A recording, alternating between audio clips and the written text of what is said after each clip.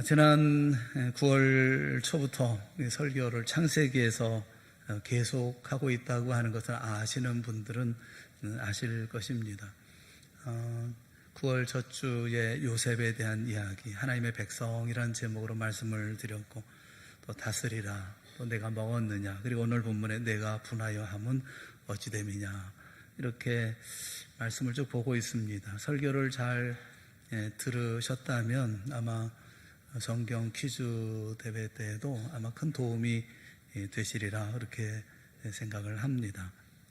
그 창세기를 쭉 이렇게 말씀을 보면서 여러분에게 또 창세기에 있는 말씀들을 다시 한번 재조명한다는 마음을 가지고 제 말씀을 보고 있는데, 오늘 본문에 있는 말씀도 읽고 또 읽으면서 집중해서 관심을 가졌던 구절이 5절에 있는 말씀입니다. 5절에 있는 말씀 우리 한번 다 같이 봤으면 좋겠어요. 다 같이 시작. 여호와께서 가인에게 이르시되 내가 분하여 함은 어찌 됨이며 안색이 변함은 어찌 됨이냐. 이 말씀을 여러 번 다시 보고 또 보았어요. 하나님이 무슨 의미로 이 말씀을 하고 계실까? 또 어떤 마음으로 이 말씀을 하고 계실까? 내가 분하여 함은 어찌 됨이며 또 안색이 변하는 것은 왜 그러냐, 이렇게 말씀하고 계시는데, 하나님이 가인에게 이렇게 말씀하고 계시는 것입니다. 할 수가 없구나. 너는 왜 도대체 화를 내고 있는 거니? 뭐 때문에 화를 내고 있는 거니? 언짢아하는 까닭은 왜 그런 거야? 안색이 왜 변한 거야? 왜 이렇게 말씀하시느냐 하면 7절에 내가 선을 행하면 어찌 낯을 들지 못하겠느냐 라는 말씀을 보아서 그 의미를 알 수가 있어요. 내가 스스로 잘못한 거 잘 알고 있지 않냐? 잘못했으면 고치고 새롭게 시작하면 될 것을, 내가 잘못한 것을 가지고 왜 내게 대해서 그리고 다른 사람에게 그렇게 화를 내고 있는 거야? 하나님은 실수가 없도록 하라고 실수한 것이니까, 이번에 그 잘못된 것이니까 고쳐하라 라고 말씀하고 있는데, 가인은 이 생각보다 훨씬 우리의 상상을 넘어서는 그 화를 내고 있고 분노하고 있습니다. 왜 분노하고 있을까요? 가인은 아담과 하와가 낳은 첫 번째 자식입니다. 아담이 첫 번째 사람이라고 하면 가인은 첫 번째 자식입니다. 그런데 그 첫 번째 자식이 그만 흉측한 살인자가 되고 말았습니다. 창세기 4장 8절 말씀에 보면 가인이 그의 아우 아벨을 쳐 죽였다, 그렇게 말씀을 해요. 쳐 죽였다. 하라그라고 하는 이 말은 잔인하고 무자비하게 죽였다는 거예요. 형이 아우를 죽인 것도 큰 문제입니다. 생각도 할 수 없는 문제인데, 그런데 그 아우를 그냥 죽인 게 아니라 처참하게 죽였다는 거예요. 피가 낭자하게, 그래서 피가 호소한다고 말씀하실 만큼 처참하게 죽였다라는 거예요. 왜 이렇게 분노를 했을까요? 무엇이 가인으로 하여금 이렇게 분노하게 만들었을까요? 성경은 가인은 농사하는 자로서 땅의 소산으로 제물을 삼아 하나님께 드렸고, 아벨은 양을 치는 자로서 양의 첫 새끼와 그 기름을 드렸습니다. 그런데 하나님은 아벨과 그의 제물은 받으셨는데, 그런데 가인과 가인의 제물은 받지 않으셨다. 왜 안 받으셨을까요? 거기에 대한 설명이 히브리서 11장 4절에 설명하고 있어요. 히브리서 11장 4절에 있는 말씀을 우리 한번 다 같이 한번 읽어보겠습니다. 시작. 믿음으로 아벨은 가인보다 더 나은 제사를 하나님께 드림으로 의로운 자라 하시는 증거를 얻었으니 하나님이 그 예물에 대하여 증거하심이라. 그가 죽었으나 그 믿음으로써 지금도 말하느니라. 아벨은 믿음으로 드렸기 때문에 하나님이 받으시고, 가인은 믿음으로 드리지 않았기 때문에 하나님께서 받으시지 않았다라는 거예요. 믿음으로 더 나은 제사를 아벨은 드렸다. 그래서 제물만 아니라 아벨도 받으시고, 가인은 그 제물만 아니라 가인도 안 받으셨다, 그렇게 말씀하고 있어요. 아마도 이렇게 된 일일 것입니다. 하나님께서 아벨의 제물만 받으셨을 때 가인이 심히 분해하고 안색이 변해서 아우를 잔인하게 죽이기까지 한 것을 보면, 그 가인 자기 딴에는 온갖 정성을 다해서 제물을 드렸던 거예요. 만약 성의 없이 제물을 드렸다면 그냥 일과처럼 별일 아닌 것처럼 제물을 드렸다고 하면 뭐 그렇게까지 분해할 이유가 없어요. 안 받으시는구나 그러고 말지 않겠어요? 그런데 본문을 가만히 들여다보면 가인 역시 하나님께서 자신의 제사를 받으시기를 강렬하게 원했고 또 그래서 제물도 최선을 다해 준비를 했던 것입니다. 가인의 제단은 추수한 곡식과 함께 꽃과 과일로 아름답게 장식이 되어졌습니다. 우아하고 감미로운 향기가 넘쳤을 것입니다. 가인이 만든 제단은 향기와 함께 아름다움을 드러내고 있어서 보는 모든 사람들이 아낌없는 찬사를 받았을 거예요. 참 대단하다, 굉장하다, 어떻게 저렇게 제물을 드릴 수가 있나 하는 칭송을 받았을 거예요. 반면에 아벨의 제단은 어땠을까요? 아벨의 제단 위에는 칼에 찔리고 기름과 피가 엉겨 붙었고 또 눈을 부릅뜬 채 죽어있는 애처로운 죽은 어린 양이 놓여 있습니다. 아름다움이나 향기로움 대신에 피비린내가 나는 제단이었어요. 우리가 이 두 제단을 본다면 아벨의 제단보다 가인의 제단을 훨씬 높게 평가하지 않겠습니까? 그런데 하나님의 생각은 우리의 생각과는 다릅니다. 하나님 겉으로 드러난 제물보다 제물을 드린 두 사람을 감찰하시는 것이죠. 가인은 자신의 제단에 올려진 탐스럽고 아름다운 빛깔의 오곡백과를 보면서 자신의 농사의 수고와 솜씨에 만족하고 그리고 또 자랑스러웠을 것이고 거기에 대한 자부심도 있었을 거예요. 이렇게 풍성하고 아름다운 제물을 드렸다면 이는 하나님의 인정을 받는 것은 당연하다고 생각을 했을 것입니다. 가인이 바란 것은 은혜가 아니라 드린 것에 대한 정당한 대가였습니다. 가인은 하나님께서 칭찬하시는 그 의의를 자신의 행위에서 이것을 발견하고자 했던 것이죠. 여러분 아시는 것처럼 그러나 행위로 하나님 앞에 의롭다함을 얻을 사람은 한 사람도 없어요. 결국 의기양양했던 가인의 제물은 하나님으로부터 외면당하고 말았습니다. 가인은 자기가 정성을 다해 드린 당연히 받아들여져야 할 제물은 받지 않으시고 보기에도 형편없는 것처럼 보여지는 그런 아벨의 제물을 받으시는 하나님께 모멸감을 느끼고 그로 인한 분노를 이기지 못한 채 분풀이로 아우를 죽이는 죄악을 저지르고 맙니다. 사랑하는 여러분, 가인이 화를 낼 이유가 없어요. 아무리 생각해도 가인이 화를 낼 이유가 없습니다. 제사를 받으시거나 받지 않으시는 것은 하나님의 의지예요. 제사 드리는 쪽에서는 정성껏 드리면 그만인 거예요. 받는 것은 받는 분의 마음이에요. 받을 수도 있고 안 받을 수도 있는 거예요. 그러나 하나님께서는 이렇게 묻고 계시지 않습니까? 내가 올바른 일을 하였다면 어째서 얼굴을 펴지 못하고 있니? 내가 올바른 일을 한 것이라면 내가 올바르게 제사를 드렸다고 한다면 그것으로 됐지 왜 얼굴을 펴지 못하고 있느냐? 너의 가슴속에 끓고 있는 죄의 위험 그걸 잘 다스려야 되는데 너는 왜 계속 그 가슴을 들끓이고 있느냐라고 하는 것이 하나님의 물음입니다. 가인은 왜 분노하고 있을까요? 가인이 놓친 두 가지가 있어요. 가인은 이 모든 일을 행하면서 놓친 것이 있습니다. 가인이 놓친 두 가지, 그 두 가지를 오늘 우리는 생각해 보려고 하는 거예요. 그 하나는 나와 함께한 모든 사람은 존중해야 할 사람들이고 소중히 여겨야 할 사람이라는 것을 놓쳤다는 것입니다. 또 하나는 모든 일의 중심은 하나님이어야 한다는 이 사실을 놓쳤다는 거예요. 우리 한 가지씩 말씀을 좀 생각해 보려고 합니다. 첫 번째 우리가 생각하려고 하는 것은 우리와 함께 있는 모든 사람들, 내 가족을 비롯해서 성도 또는 이웃까지 이 모든 이들은 우리가 인생에 함께 가야 할 사람들인 것입니다. 아벨이 누구입니까? 가인의 둘도 없는 형제가 아닙니까? 그것도 동생 아닌가요? 동생 아벨의 기쁨은 바로 형인 가인의 기쁨이 되어줘야 정상인 거예요.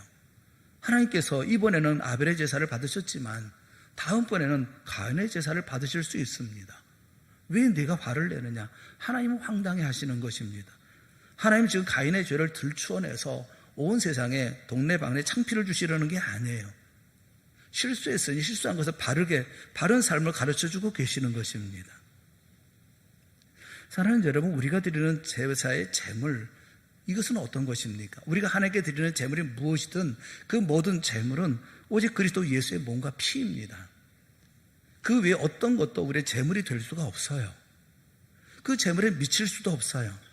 십자가에 달리신 예수 그리스도 안에서 우리는 하나님 앞에서 의로울 것도 없는 그 나 자신의 죄악된 비참한 모습을 발견합니다.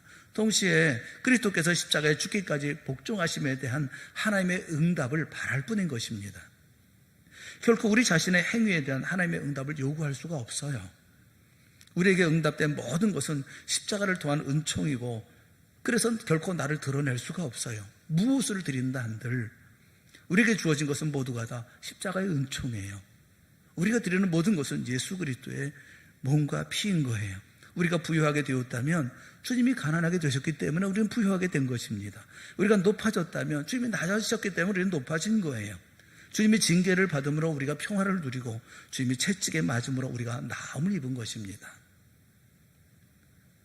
재물을 가지고 좋다, 나쁘다, 훌륭하다, 뭐 그렇지 않다라고 얘기할 수 없어요.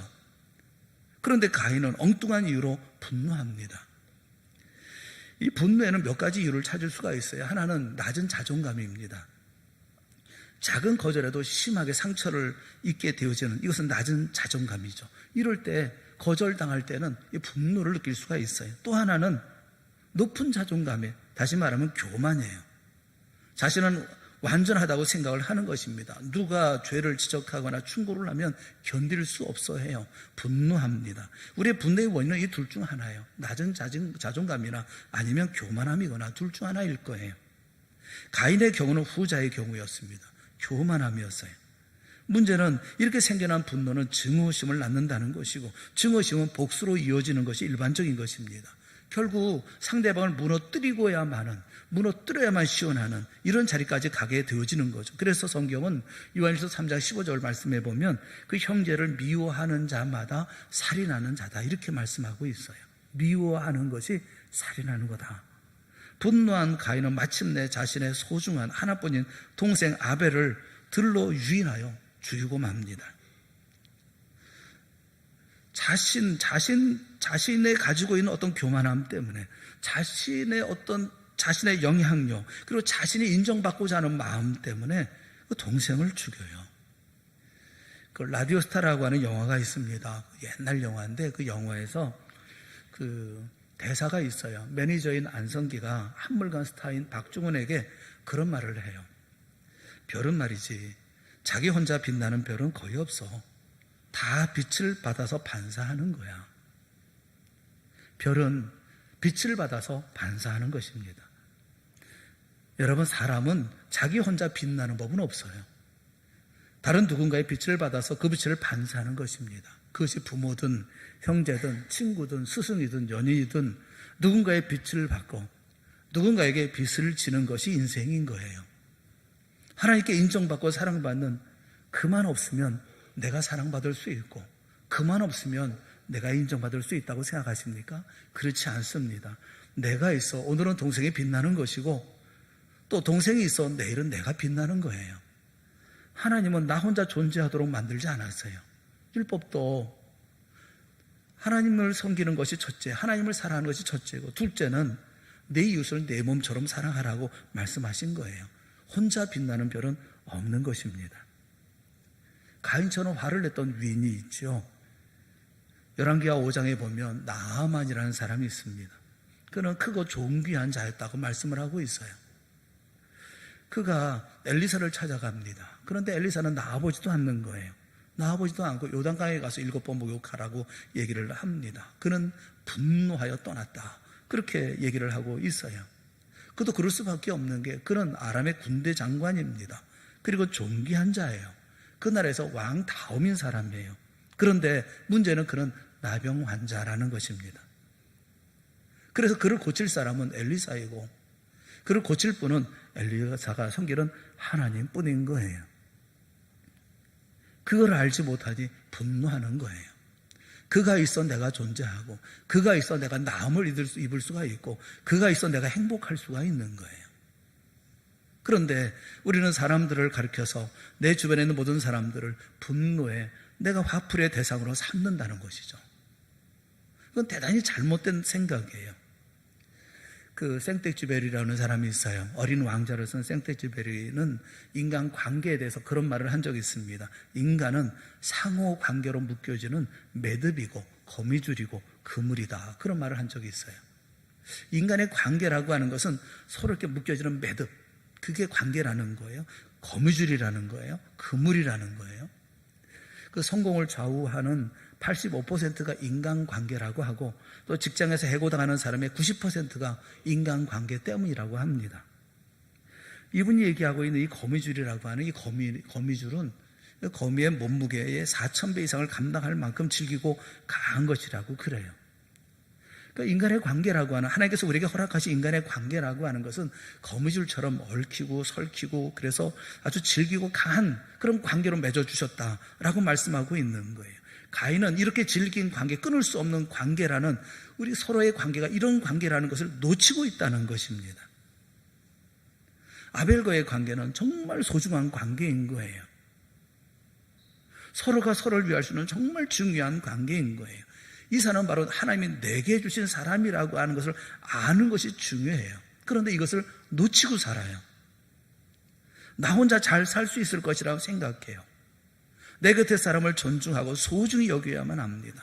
가인은 자신의 사랑하는 동생을 화풀이 대상으로 삼아서 함부로 했던 거예요. 링컨은 그런 말을 했어요. 어떤 사람과 갈등이 생기면 그 사람은 영 마음에 들지 않아 라고 얘기하면서 뭐라고 얘기하느냐 하면, 그에 대해서 더 많이 알아야겠어, 그렇게 말했다고 그래요. 영 마음에 안 들어, 내치는 게 아니고 버리는 게 아니고 안 만나는 게 아니라 그 사람을 좀 더 많이 알아야 되겠어. 관계를 회복시키기 위한 방법을 생각을 해요. 토마스 제퍼슨은 그런 얘기를 했다고 합니다. 화가 치밀어 오르거든 마음으로 열을 세십시오. 10가지 세워도 화가 가라앉지 않으면 100가지 세십시오.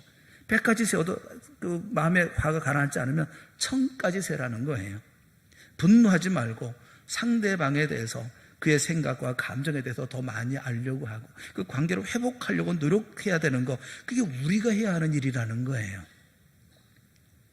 하나님 앞에 독불장군이 어디 있어요? 나 혼자 잘 살 수 있는 사람이 누가 있어요?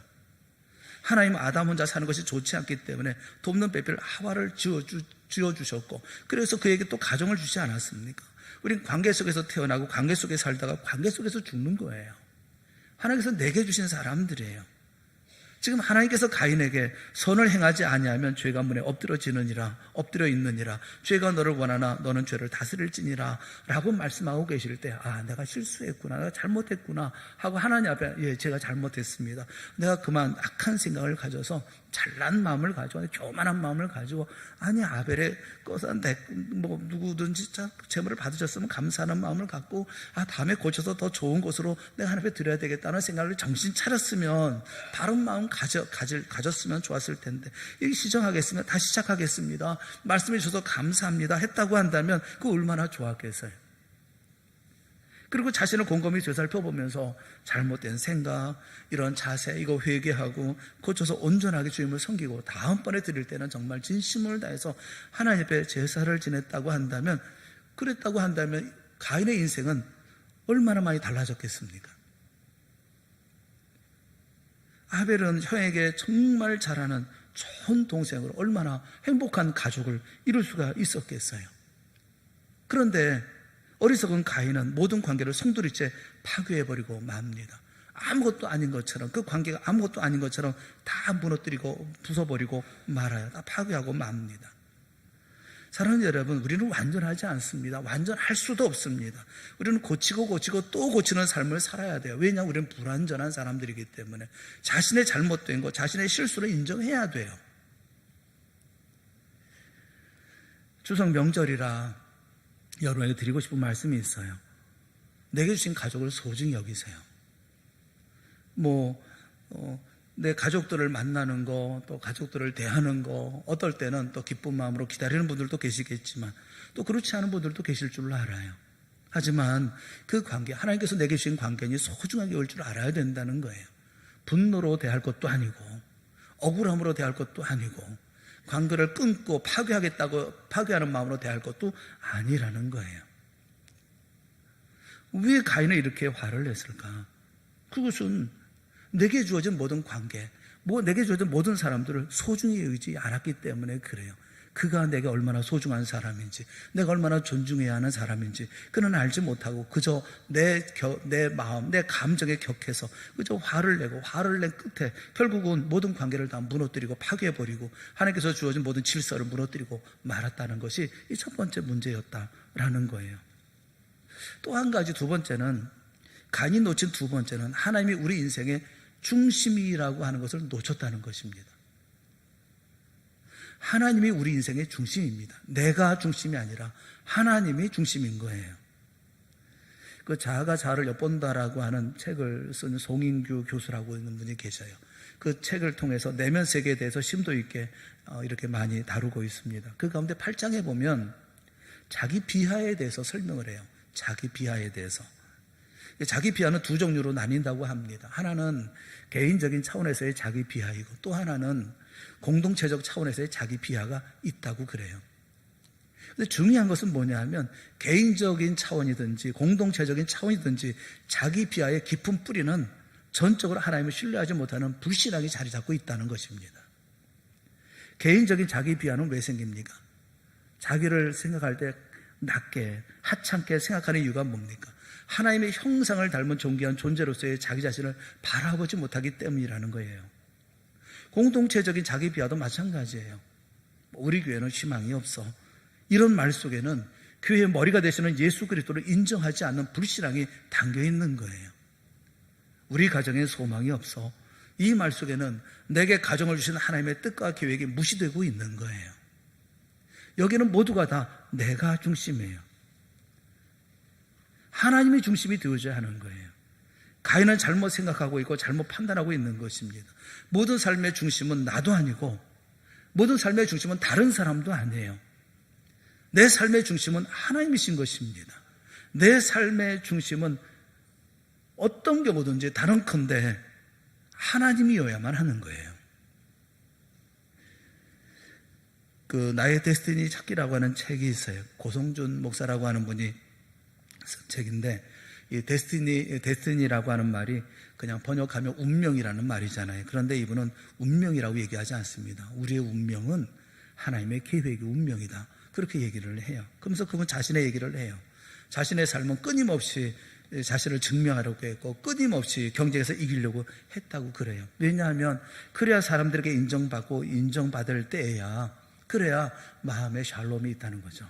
사람들의 인정을 받을 때 마음의 평안이 있다는 거예요. 그래서 자신의 삶의 근거는 자신이 이룬 업적 아니면 다른 사람의 반응, 거기 있었다는 것입니다. 그러다 보니까 매일 내면은 늘 불안했다는 것입니다. 실패하면 어떻게 하지?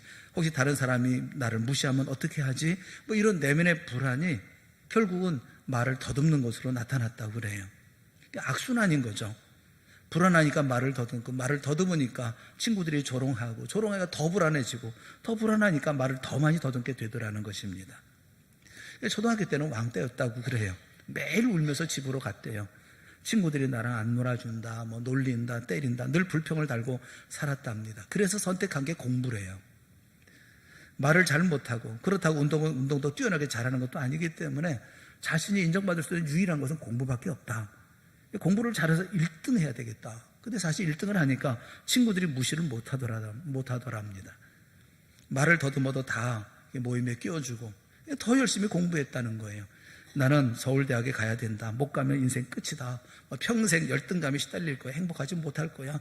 열심히 공부해서 결국 서울대학에 들어갔어요. 그래서 행복했습니다. 6개월 동안. 6개월이 지난 다음에 완전히 다시 무너져 버리고 말았어요. 보니까 자기보다 뛰어나 보이는 경쟁자들이 그곳에 많이 있고 자기를 증명해 보이기에는 그들이 너무 강했기 때문에 그렇습니다. 서울대 진학이라는 목적을 성취했지만 기대했던 평안은 주어지지 않았다는 거예요. 바로 그해 겨울에 예수 그리스도를 만났대요. 창조주가 계시다는 사실을 알게 되었고 성경을 읽으면서 나를 사랑하신다는 하나님의 말씀, 세상이 줄 수 없는 평안을 주신다는 예수님의 말씀을 듣게 되었습니다. 이것을 믿게 되었을 때 정말 운명이 바뀌었다는 것입니다. 주님이 주시는 평안이 정말 찾아왔던 거예요. 이제는 남들과 경쟁하지 않아도 되는 거예요. 나는 존귀한 존재라고 하는 기쁨이 있는 거예요. 나를 증명할 어떤 필요가 없는 평안이 있는 거예요. 수고하고 무거운 짐진 자를 자들을 오라 하신 분, 내가 너희를 쉬게 하라 하신 분, 그분 앞에 정말 모든 것을 다 내려놓았다는 거예요. 삶은 인정받으려고 애써서 되는 게 아니고 인정받아서 되는 게 아니에요. 박수 받으면 훌륭한 인생이고 박수 받지 못하면 훌륭하지 못한 인생입니까? 나 중심의 인생이 아니라, 다른 사람 중심의 인생이 아니라, 다른 사람의 판단과 다른 사람이 나를 바라보는 시각에서 내 인생을 평가하는 게 아니라 하나님 중심의 인생을 살아야 되는 것이라고요. 하나님이 기뻐하시면 나도 기쁜 거예요. 하나님 슬퍼하면 나도 슬픈 거예요. 하나님 분노하시면 나도 분노하는 거예요. 왜 내가 분노합니까? 나 중심으로 살지 말라는 거예요. 요나도 분노하죠. 니느웨로 가라고 하는데 다시스로 갑니다. 그런데 하나님의 징계를 받아서 다시 니느웨로 갈 수밖에 없었어요. 말씀을 전했어요. 그랬더니 그 니느웨 성에 있는 사람들이 다 회개하는 거예요. 이 사람들이 망했으면 좋겠는데, 언덕 위에 올라가서 망하는 꼴을 보려고 있었는데 너무 덥고 뜨거운 거예요. 동풍이 불어서. 그런데 하나님께서 박노쿨 하나를 주시는 거죠. 시원하게 있었어요. 근데 그 다음날 보니까 박노쿨이 말라버렸어요. 막 화가 나요. 하나님이 막 화를 냅니다. 내가 성내어 죽어도 그게 강한 것입니다. 그럴 수 있습니다. 내가 얼마나 화가 났는데요. 그때 하나님이 하신 말씀이 뭡니까? 너 이 박노쿨 하나 때문에 너는 이렇게 화를 내느냐? 하물며 이 큰 성읍 니느웨에는 좌우를 분별하지 못하는 자가 12만 명이나 있는데. 여러분, 하나님이 사랑하는 사람들이라고요. 아벨도 하나님께 소중한 사람이고 가인도 하나님께 소중한 사람인 거예요. 우리도 하나님께 다 소중한 사람들인 거예요. 내 이웃도 소중한 사람들인 거예요. 하나님 중심으로 살면 모두가 소중해집니다. 나 중심으로 살면 모두가 다 나를 위한 존재로 될 수밖에 없는 거예요. 하나님께서 나를 사랑하신다면 그거 충분하지 않나요? 가인은 놓친 것이 뭐냐면, 하나님 중심의 인생을 살면 내가 얼마나 존귀한 존재인지, 내가 얼마나 사랑받는 존재인지 알았을 터인데, 하나님 중심으로 안 살고 자기 중심, 자기 능력 중심, 자기가 이루던 업적 중심의 삶을 살았기에 다른 사람을 상대적으로 오히려 그 사람들을 미워하고 나중에 질시하고 나중에 심지어 죽이기까지 했던 일이 아니겠어요? 사랑하는 여러분, 여러분은 하나님의 사랑으로 충분하지 않나요? 요즘 남북 정상회담을 하고 하는 일들에 대한 기대가 있어요. 근데 그런 이야기를 들었습니다. 어느 어머니의 얘기를 들었어요. 그 누구보다도 통일을 갈망하신 평범한 한 이산가족의 어머니가 계셨습니다. 6.25 전쟁 중에 두 아들을 북쪽에, 세 딸은 남쪽에 부모와 함께 남게 되었습니다. 그 두 아들이 강제로 납북되었는지 자원해서 가게 되어졌는지 그거를 알 수가 없어요. 하지만 어머니는 누구보다도 헌칠하게 잘난 아들들이었다면서 항상 그 아들들을 기다리며 살았습니다. 혹시 통일 논의가 이루어지면 거기에 남다른 기대를 걸어보기도 했어요. 근데 그런 일이 있으면 또 희망을 걸게 되어지면 돌발 사건들이 꼭 생기곤 했었습니다. 땅굴 사건이라든지 감췄담 사건이라든지, 또 그러면 또 규탄대가 벌어지고, 이런 일이 벌어질 때마다 번번이 이 어머니는 좌절하고 또 좌절합니다. 이 어머니 한평생은 기대와 실망의 연속이었습니다. 그럼에도 불구하고 이 어머니는 두 아들을 호적에서 정리하지 않았어요. 행정적으로 갖은 불이익을 다 당하고 사셨지만 그러나 이 아들들을 정리할 수가 없었습니다. 그러다가 고의가 넘어서 연세도 연세인 만큼 딸들이 좀 정리하기를 간절하게 이제는 그만 이제 이 아들들을 다 이제 호적에서 정리했으면 하는 그런 간청을 해오니까 어머니가 마침내 그걸 받아들이셨어요. 자기 손으로 아들을 호적에서 빼버리고 온 그날 어머니는 한없이 우셨습니다. 그날 이후로 일주일 만에 이 어머니는 심장마비로 세상을 떠나셨어요. 부모에게 자식은 그런 존재예요. 부모는 자식을 그런 마음으로 사랑해요. 우리 하나님께, 우리 하나님의 자녀들도 그런 존재라고요. 가인이 내가 이렇게 사랑받는 존재라는 사실을 알았다고 한다면 분노했을까요? 내가 이렇게 하나님께서 나를 사랑한다는 사실을 알았다고 한다면 그러면 아벨을 향해서 돌을 들었을까요? 내가 하나님의 이렇게 사랑받는 존재라고 하면 내게 맡겨주신 이런 모든 사람들, 이 모든 관계를 그래 무참하게 깨뜨렸을까요? 그러지 않았을 것입니다. 스바냐 3장 17절에 보면 너희 하나님 여호와가 너희 가운데 계시니 그는 구원을 베푸실 전능자이시라. 그가 너로 말미암아 기쁨을 이기지 못하시며 너를 잠잠히 사랑하시며 너로 말미암아 즐거이 부르며 기뻐하시리라 하리라 말씀하고 계셔요. 그가 너로 말미암아 기쁨을 이기지 못하시며 너를 잠잠히 사랑하시며 너로 말미암아 즐거이 부르며 기뻐하시리라. 그게 바로 우리라고요. 사랑하는 여러분, 받아들이기 아주 힘든 상황이 벌어지고 그 책임이 나에게 있다고 한다 하더라도 여러분 삐치면 안 돼요. 성내면 안 돼요. 변명하지 마시라고요. 주님이 잘못되었다고 한다 하더라도 누구를 향해서도 손에 돌을 들어서는 안 되는 거예요. 나를 고치면 되는 거예요. 새롭게 시작하면 되는 거예요.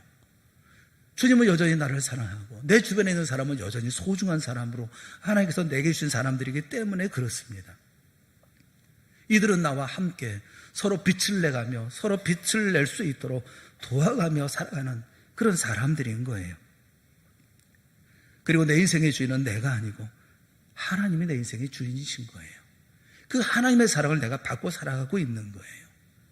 그렇다면 잘못된 거라면 고치세요. 잘못된 길 걸어가고 있으면 돌아서세요. 내가 해야 할 것이라고 한다면 하세요. 추석 명절에 여러분이 감당해야 할 일이라고 하면 감당하십시오. 잘못된 관계는 회복하십시오. 문제가 있다고 한다면 풀어내세요. 우리는 기회가 있어요. 내가 분노하는 이유가 뭐냐? 언짢아하는 이유가 뭐냐? 물으실 때 네, 제가 잘못했습니다. 나 혼자 살아 잘못했습니다. 함께 살아야 되는데, 내가 도와야 되는데, 내가 그의 힘이 되어지고 내가 그의 빛이 되어줘야 되는데 그러지 못해 죄송합니다. 이제 고치겠습니다. 바꾸겠습니다. 그리 살겠습니다. 라고 해야 되지 않겠어요? 가인은 놓쳤어요. 재물만 드리는데 급급하고 자신만 생각하는데 급급하다가 놓쳤어요. 사랑하는 사람들을 놓쳤어요. 하나님을 놓쳤어요. 그래서 결국은 내 사랑하는 사람도 하나님도 해치는 그런 일이 되어져 버리고 말았던 것입니다. 선한 마음으로 주 앞에 서십시오. 하나님의 사랑받는 자녀로 하나님 앞에 서십시오.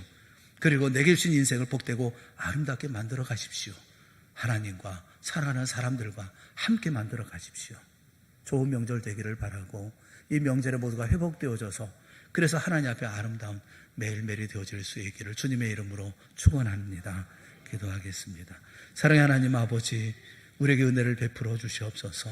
우리의 마음에 깨달음 도락하여 주시옵소서. 눈의 비늘도 벗겨 주시옵소서.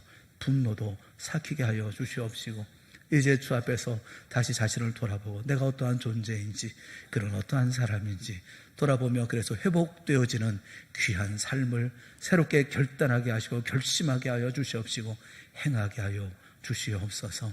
우리 동산의 모든 성도들에게 복된 추석이 되어질 수 있기를 원합니다. 행복한 추석이 되어질 수 있기를 원합니다. 기쁨과 감사가 넘치는 이런 명절이 되어질 수 있기를 원합니다. 큰 은혜 베풀어 주시옵소서. 예수님의 이름으로 기도드리옵나이다. 아멘.